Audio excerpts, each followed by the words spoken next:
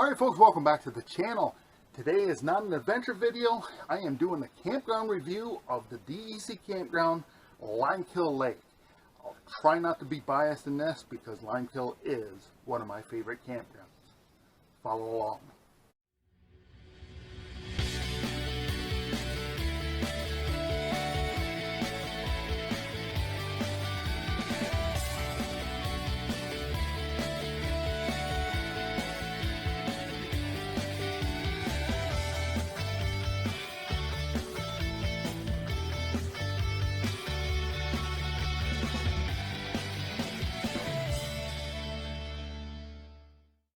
Alright everybody, welcome back to the channel. If this is your first time watching, make sure you hit the subscribe button down below to continue to follow my adventures. But today is a campground review of the DEC campground, Limekiln Lake, located in Inlet, New York.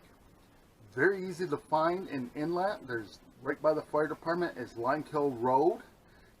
You gotta turn onto that road right there by the fire department. It's a beautiful fire department. I took a tour of it while I was there. Follow that road down about 2 miles, 2.5 miles, and right on the right you'll see the sign DEC Campground, Limekiln Lake. Now I score my campgrounds in 5 different categories. They are inner roads and sites, facilities, which are your bathrooms and showers, amenities, what do they have to offer, staffing, is the staff doing their job, are they courteous, and finally price point. The price you pay, is it worth going to this campground? I give each one of those categories a score from 0 to 10. I've handed out neither a 0 or a 10, 10 being the best. Grand total, the max score you can get is 50, but I add up my grades and divide by 5. That gives me the final grade for the campground. So let's get into this DEC Campground, Limekiln Lake. Now the inner roads of Limekiln are very good condition. They're all paved.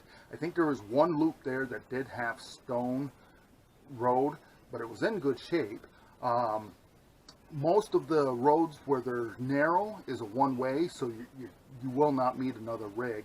There are a couple spots in the campground where 2 rigs met, they can get past each other, but it's going to be tight because there's rocks right next to the road, so you really can't get over all that far. But the roads are in very good condition. Now this campground is basically 2 campgrounds. There's a lower campground which is on the lake, and the upper campground which is away from the lake, which is where a lot of people like myself go because there's less people up there and it's more peaceful up there. The roads are paved all the way through both the upper and the lower areas. They're in excellent shape. My site was very easy to get into.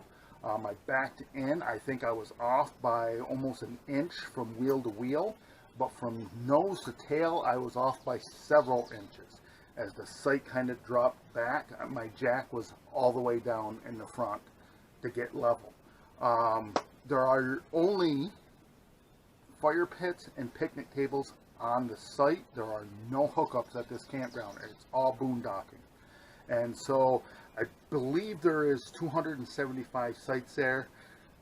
A lot of them are on Limekiln Lake. Some of them are not on the lake. They're back in the forest. And then they have another, I think, 50 sites that are up on the top loop. And but they're all decent sites. They can accommodate big rigs. They can accommodate right down to the tenters. So for inner roads and site, I give Limekiln Campground a 7.5. On the facilities. Now your facilities are your bathrooms and showers, but also includes water spigots. Now water spigots are located throughout the park where you can fill your rig and jugs when needed. One thing to keep in mind though in this park is that a lot of the spigots are old and do not have the hose thread on them. So you can't, if you have an RV, you won't be able to screw in your hose. So if you think that you're going to, let me get to my loop and then I will fill up there, yeah, you might not want to do that. There is a sign when you get down by the boat launch area that there is it says RV water fill here. And you'll want to use that one. That one there you can screw your hose on. There are several of them around the park that do not have threads on them to thread a hose on. So that's one thing to keep in mind.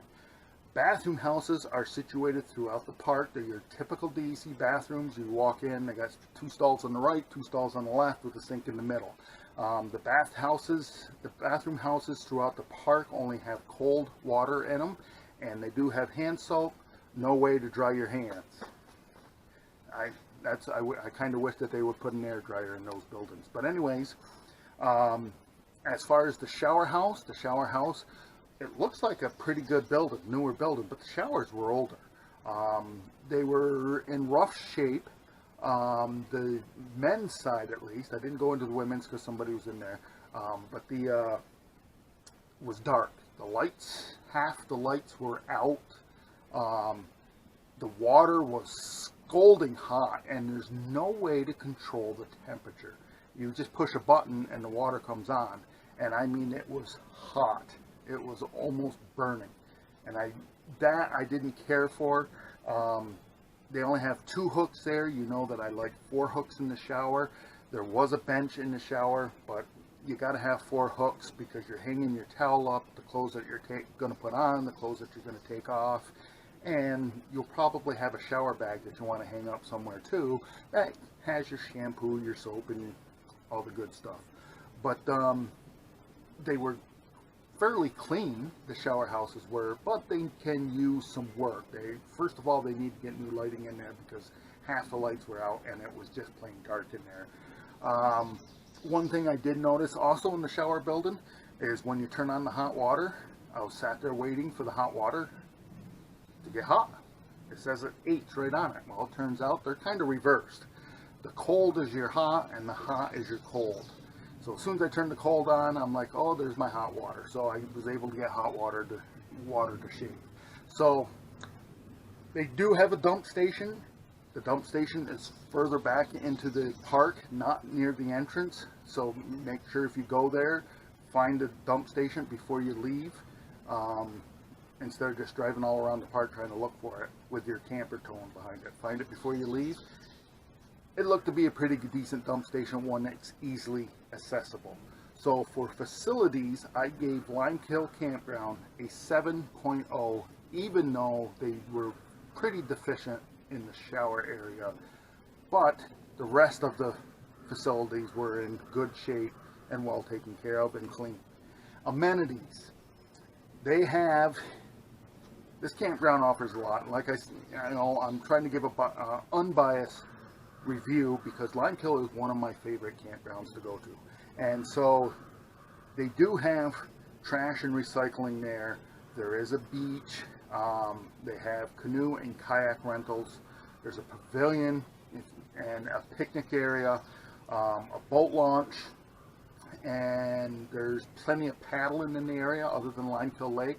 You have the Fulton chains of lakes from Old Forge all the way up to Blue Mountain Lake, all along that Route 28 corridor. There's plenty of paddling there. There's hiking trails across the campground. The campground is in the Moose River Plains Wild Forest. But across the road, just down a little ways, there's a dirt road that takes you actually into the Moose River Plains, the world famous Moose River Plains. You get back in there, there's just a lot of hiking back in there, a lot of nature back in there.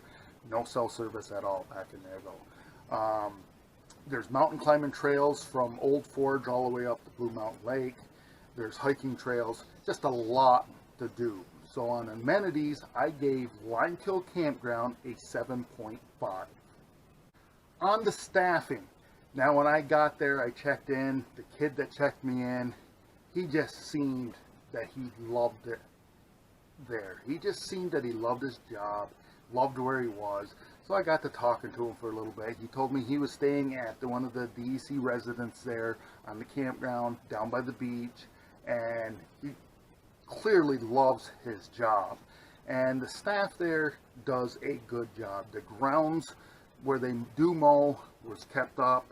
The bathhouses were clean. I know they check them because my site, I could see a bathhouse through the woods, and I could see them drive their little golf cart over there or their UTV at least twice a day. And I was up in the upper level where there's not a lot of people. So every bathhouse I went into looked good. Kept up. The toilet paper was stocked. The soap was stocked. I just think they did a good job there. I'm giving staffing at Limekiln an 8.0. Price point. Now, I reserved my site on Reserve America. That's where you go for these DEC campgrounds. I have not been pleased with Reserve America this year. My site was $20 a night. There was a $7.25 fee for using Reserve America. I think that fee, I'm starting to get a little fed up with that fee because the fees have been all over the place. $7.25, $9, $14.50, back to $7.25. I don't know where their fee structure is, and I don't know if the state has looked into Reserve America in the last few years. I think they just do the contract with them and that's it. And I don't think there's any oversight. There should be. If anyone from the DECs watches this, they need to have oversight on Reserve America and start maybe looking at another service that can provide this. But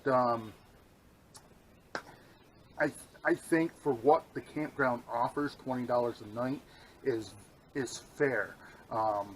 The campground is in very good shape. Like, the roads are in very good shape. The sites seem to be in decent shape. At least my site was. The sites that I drove around and looked at. There are a few sites that there was, obviously, over the winter, a lot of trees that came down. We did have a blizzard over the winter. We did have 2 other big storms with heavy snow. You could see where they did a lot of tree work in the park. That's not the park's fault. They got to do that to keep the park open. But anyways, on price point, I gave them a 7.0 for a grand total of 37 points out of 50. That gives Limekiln Campground a 7.4. Incidentals. Cell phone service. I have Verizon, and it's spotty at best. I was in the upper loop, and I got 1 bar, and I could send a text, and then maybe half hour later, it wouldn't allow me to send a text. It would come up and say it failed. So it's spotty at best. Gas and groceries. Gas, if you come down Limekiln Road back out to Route 28 and go into Inlet, there's a little gas station in Inlet. They sell a lot of good camping stuff there. If you go down into Inlet, there's the Blue Line coffee houses in Inlet. Great coffee there. There's other stores there. Couple of restaurants are right there in Inlet, but there's a lot of these touristy places from Old Forge all the way up to Blue Mountain Lake. Some of them are really, really neat to visit, like my friend Michelle, who owns Life in the 80K in Old Forge. So if you're in the area, stop by her shop. It's where I got this shirt from. Wonderful lady, promotes the Adirondacks a lot on her channel. Her channel's bigger than mine. So stop by her shop, pay her a visit. She sells a lot of neat little items in there that all have to do with the Adirondacks. So Limekiln Campground, it's a DEC campground. I hope I gave an unbiased review of it. 7.4 is its final grade. I think that's a fair grade for it. I really do. But till next time, we'll see you. Alright folks, you watched all the way through. Thanks for that. If you liked the video, make sure to give me a thumbs up. If you haven't subscribed, click the subscribe button down below. Continue to follow the adventure. And remember, folks, tomorrow is no guarantee for any one of us. So disconnect from that Wi-Fi, connect to this out here. You won't be disappointed.